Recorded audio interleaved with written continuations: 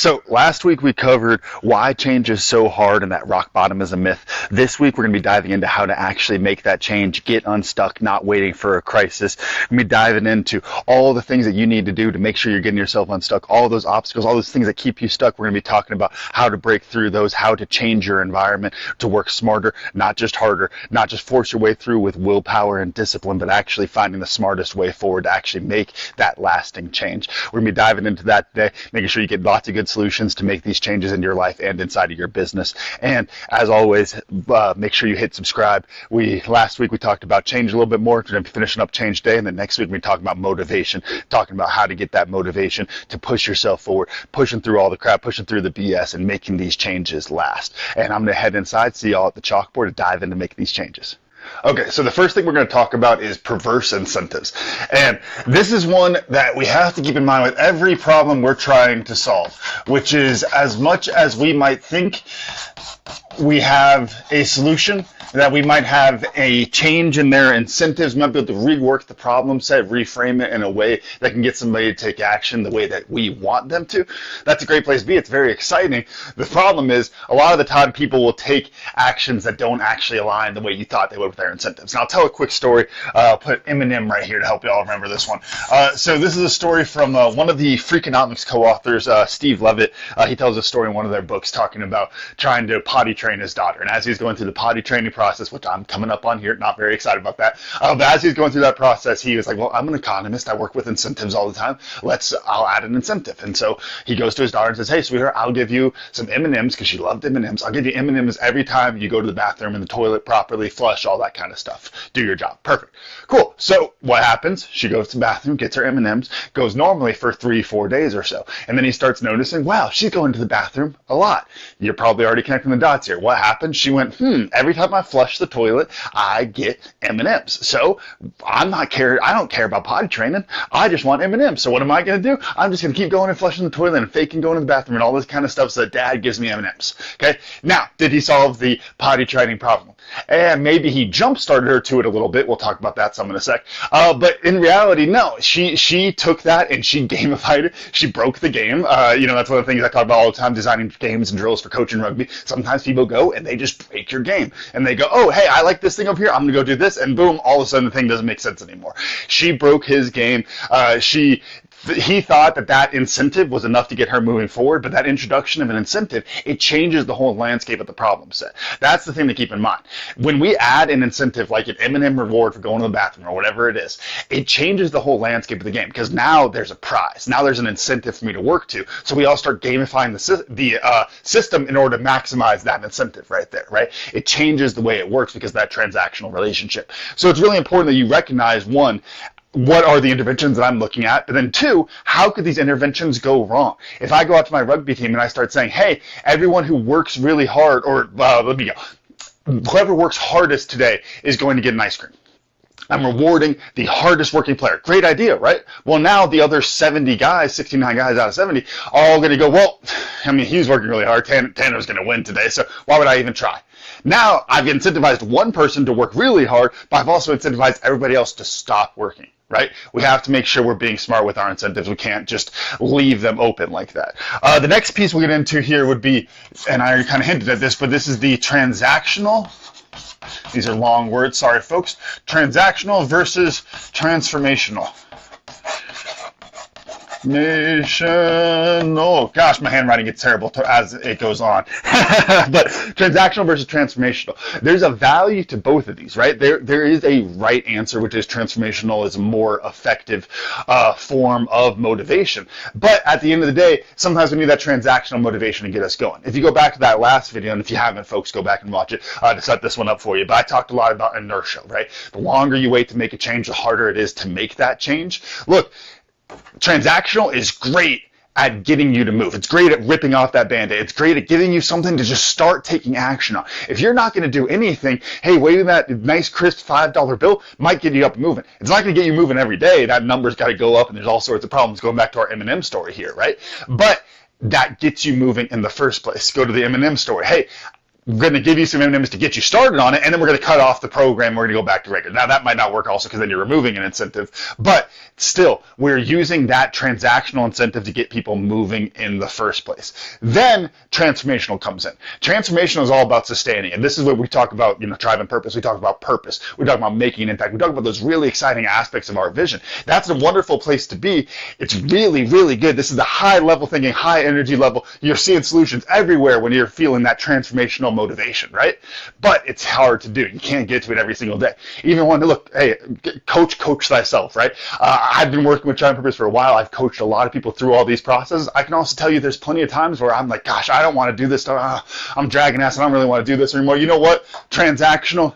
You know what? Maybe we'll get some Wendy's for lunch. Just a little treat. Get things moving, right? Whatever it is. Hey, and that, that's one example, but find the thing that works for you, right? We got to find those things that help to get us moving, but also don't expect something transactional to always keep showing up, right? That is the core issue with the transactional aspect there, is we always look for it. Because it's a transaction, next time we do it, we're looking, hey, why did nobody tell me I did a good job? Well, hey, focus on transformation. Drive it from yourself. You're not looking for other people to tell you did a good job. You are motivated from your own growth in those aspects there. That's what we really want to get to here, is to this transformational level. But don't ignore the value of using transactional when it's necessary, but don't use that as a one-size-fits-all. Next piece we'll get into here is nudge theory. So this goes to another favorite economist of mine. This one would be Richard Thaler, the grandfather of behavioral economics. And one of his books, if you guys haven't read it, check it out, called Nudge, talks all about social design, choice architecture, and all these kind of things. And one of the things that he talks about a lot is the whole theory behind nudge is that by having these small things, these small nudges placed properly, these little mechanisms placed properly inside of your choice architecture, that we can change the way that you make a decision. He's the one who came up with the difference of opting in versus opting out, right? We opt out of increasing our savings next time we get a raise. We don't opt into it, because then you get 80% of people that opt in versus 80% of people that opted out, right? So it makes this big change, makes a big benefit for people. Then going to the whole idea of this nudge is that's a change people would want to make. If you said, do you want to save more money? Yes, they do. But when I'm waving the money in front of me, go, do you want to save this? They're going, no, give me the money, right? The incentive is hard. So what do? We rework the system in a way that gets them to save that money before they even see it in the first place. You're saving before it comes. You're committing to future savings, those kind of things there. So he has all sorts of really awesome solutions like that he's worked with a bunch of different governments on, these really cool little things there. But what I like to use is the same concept as we look into our own problem solving. What is a way that you can nudge your problem set that you're dealing with? What is some little change that can help you to reframe the problem set and get yourself moving forward, right? I talk about choice architecture. One of the classic problems people run into is we want to make something really big. We want to make a really big change. And so we think about all of the different options of things going on. We'll talk more about choice architecture in a second, but we look at all these different options of things going on, and we get frozen by the options, paralysis analysis, right? So instead, choice architecture, simplify it. Have 3 or less choices. It's much easier to pick with that. Okay? We can also, as we're reframing that problem set, looking at the choice architecture there, we can also do all sorts of different little things, right? This is I have my gym bag by the front door because it makes it that much easier for me to go. I pack my lunch the night before because then I'm not going to pack it in the morning and I'm going to wind up eating out lunch at the office. So instead I'm going to pack my lunch the night before, making it easy for ourselves, recognizing that I talk a lot about how we are, creatures of habit, right? We are also creatures of incentives. We respond to the incentives that are in front of us, and you can change the incentives that are in front of you. Right? This is all about understanding the incentive equation in front of you and reworking it to help you more. If there's an incentive that keeps pulling you away from the thing that you want to do, get rid of it, right? Figure out a way to make that thing harder to do. It's the equivalent of the commitment devices, the accountability buddies, right? All of those type of things. We have other things that we can bring in to help keep us moving, but they're little things. It doesn't change the core aspect of the change that we're wanting to make. All it changes is this little piece. Just a little nudge, just pushing you just in the right direction. Hey, I think you got this, just a little bit of push. That's all we're looking for here. Next piece here, and sorry I can't clear my notes, the way we got the glare coming in, is carrots versus sticks. Now actually I'll go to orange on this one, so for carrots. So we have to recognize that there's a value to the good things, the transactional things, carrots. There's also a value to bad transactional things, sticks, right? So we want to give ourselves something that is exciting to move forward to, right? I go and I used my example earlier. If it's like, gosh, I don't really want to work today. I'm not really feeling that motivated, all this kind of stuff. You know what? Hey, we're going to eat out for lunch today. Give yourself a special treat. Let's get started, though, okay? That is giving myself a carrot. A stick is saying, hey, you don't get to go home tonight till these things get done. Hey, you don't get to go on that trip this weekend. You don't get to go fishing with the buddies because you didn't get enough work done today, right? We have these negative aspects that we keep bringing up, and they can be useful, right? We need negative and we need positive. We need both of those sides to push us forward, right? We have all of these different incentives that we need to deal with in order to get us to actually take that action. Not just take the action, but sustain that change at the end of the day. Not just start changing, but actually sustain the change. But the problem is, when you have that carrot all the time, like I said with the transactional piece, you're always looking for that carrot. When you have the stick all the time, what happens is you start beating yourself up so much that you become so negative. You get into this negative spiral that actually really hurts your performance. You wind up starting thinking, gosh, I'm terrible, I'm a piece of crap, I'm all this stuff, I'm imposter syndrome, all this kind of stuff. Really big picture, macro, negative stuff. But in reality, you got to get back to work, right? I said at the very beginning, it's not just willpower and discipline, but it is also willpower and discipline, right? We want to design things probably. We want to work smart. We still got to work hard, though, okay? And that's what it really comes down to, is we got to make sure that we're designing this with the right balance of carrots and sticks, not just beating ourselves up and go, gosh, you're terrible, but like, hey, get better, right? Just like if you picture yourself with a coach, rugby coach like myself, but you're out there, whatever sport you play, you picture yourself getting coached by somebody, and they're like, dude, you're terrible. I need you to get better. That's it. It's like, gosh, what are we doing here? But you got to have the mix of the carrots and the sticks, right? If you don't do your job, you're fired. There's your stick. But if you do a great job, I got a bonus for you. There's the carrot, right? We got to balance our things a little. Maybe don't jump straight to the fired, fired stick on that one. We can find something a little bit better in the first place. But next piece we'll go into will be the choice architecture. And so actually for this one, I got a story from inside of Steel Men. We had a member who was having some problems in the relationship side of his life categories on the family side. And he was in a negative spiral. He was really struggling, and he was struggling so much that he had gotten into that point where he was in this macro level where he was having these big philosophical questions instead of dealing with the thing that was in front of him, right? He had all of these different things he was thinking about, all of these different options, but he wasn't sure what to do. He didn't know the right direction to take action. And one of the things we talked about was, the common phrase around the Stoics, that the obstacle is the way, right? He was dealing with all these kind of problems. He wasn't sure if I want to solve it over here, all this different type of stuff. If I just need to tough it out, if I need to yell at them, whatever it is, right? He had all these different solutions. He wasn't really sure what to do.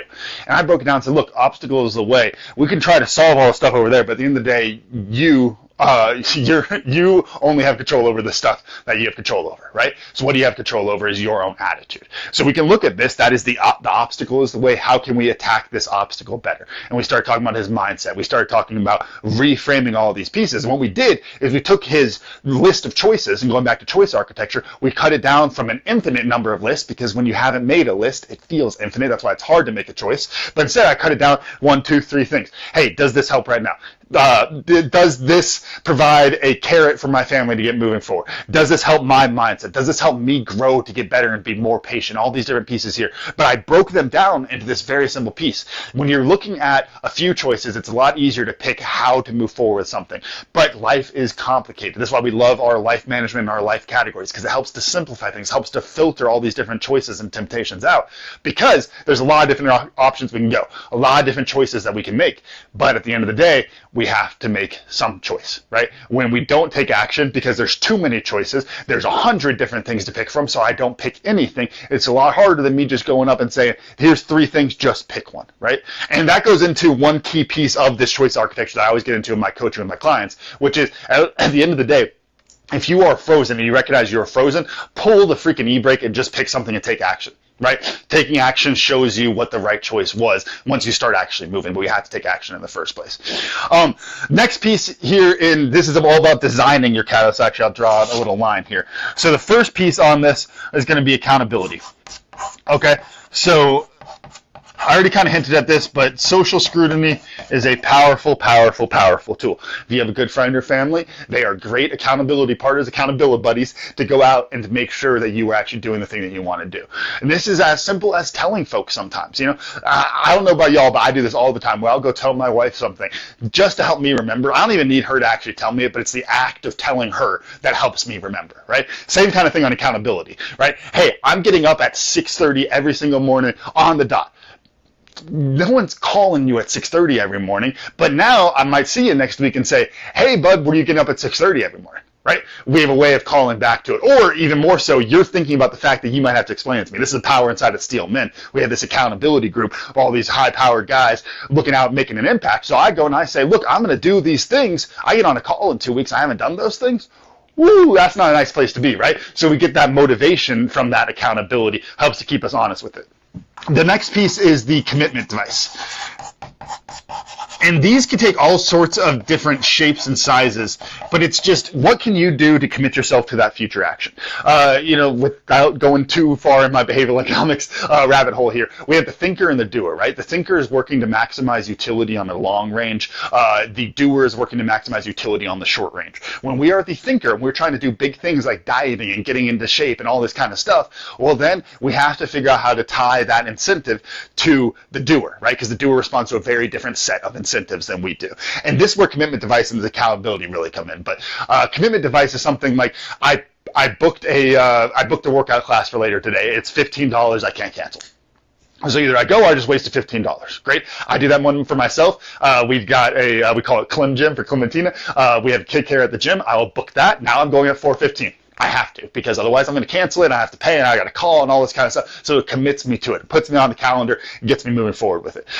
There's also, just to share one fun one, because there's a lot of different options with this. Look up commitment device ideas and spend some time in that rabbit hole. But one other one that I always loved is you send somebody money, and you have them, you say, look, if I don't publish my book by January 1st, you're going to send this money to like a charity that I hate, or like a political cause that I am just adamantly opposed to. Send it to my least favorite celebrity, whatever it is, right? Make a donation to their charity, something that would bother me so much that I have to keep moving with it, right? It keeps me committed to this, because otherwise some bad thing is going to happen, right? And we can have fun with this. These can be creative, I joke about the Wendy's lunch and those kind of simple incentives. It doesn't have to be anything super complicated. Even, if we called up Richard Thaler, he would tell us the simpler things are probably the ones that are going to work a lot better anyway.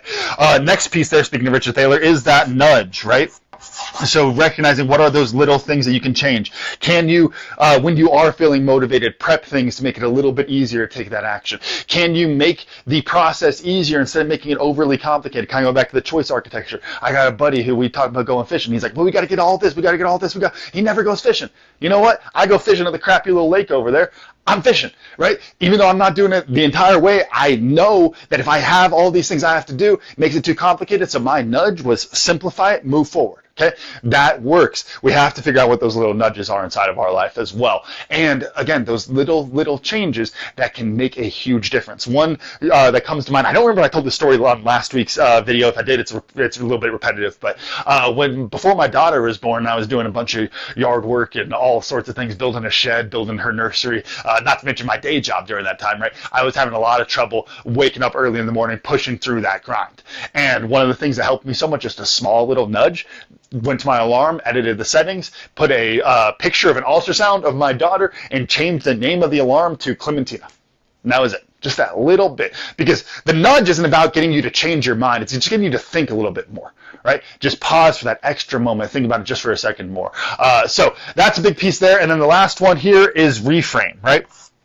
So we want to make sure that we are making this problem something that is attackable, right? We want to make some big change. We have all these changes we need to make. We need to get our life together, right? Got to change all this different stuff. We hit the rock bottom. I decided I hit my rock bottom. I need to make this change. I have this laundry list to change. It's too many things, right? Simplify it. Reframe it to something simple you can take action with. I'm going to hit this thing, then I'll hit this. You can phase it out to different operations, right? But we have to make sure that we're reframing it to something that is doable rather than some big thing that's never going to get done. Going back to the free bird effect and those kind of things, right? We have to make sure that we're feeling our progress, feeling our momentum as we're moving forward. And going back to the Steel Men Tribe story I mentioned, this choice architecture and reframing the problem is really key. If you are feeling overwhelmed, list out the things that are going on, figure out what exactly you want to dedicate your time to, and what you need to ignore for now. You can't solve every problem at once, even if there are problems you want to solve. We can't solve them all right now. Pick one and start taking action. And going into our action steps today, that actually was a big piece I wanted to get into, which is what is one area of your life that you want to change? How can you change it? Pick one of these areas that you can use, right? Start thinking about what are the incentives that you can lay out. How can you reward yourself? What's that carrot versus that stick, right? Think about ways that you can nudge yourself in the right direction. Packing that bag the night before you need to go to the gym, right? Any of those kind of little things there. How can you redesign that choice architecture to make it simpler for you? You know, it's the equivalent of, and I talked about this on some of my videos, but if you have a really simple diet, I did the carnivore diet years ago. If I was doing the carnivore diet, I go in, is it meat? Yes, no, I'm not eating it. Simple. Make it simple for yourself. The simpler the choice is, the easier the action is. I always love this. You know, the world is complicated. We can make it a lot easier by designing things better, by designing things the way that we should, with the right kind of choice architecture to help people make the decisions that we want them to make, right?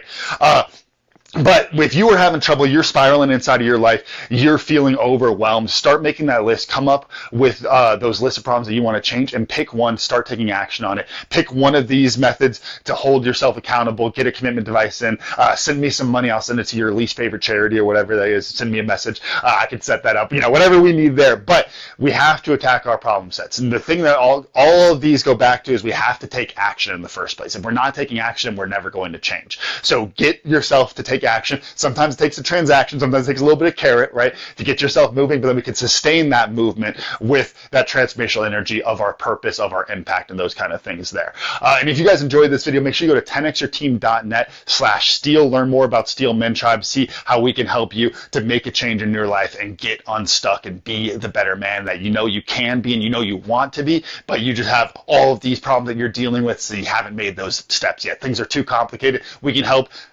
Go back to choice architecture. We can help simplify those things, give you a few key pieces to take action on. So again, that's 10xyourteam.net/steel. And of course, make sure you subscribe, hit like, comment below, ask any questions you guys have. I'll be back next week talking all about motivation, how to keep yourself motivated, pushing through the crap, and talking about a lot of myths around motivation that a lot of people really don't understand very well. So be back next week talking about motivation. And thanks again for the time today, guys.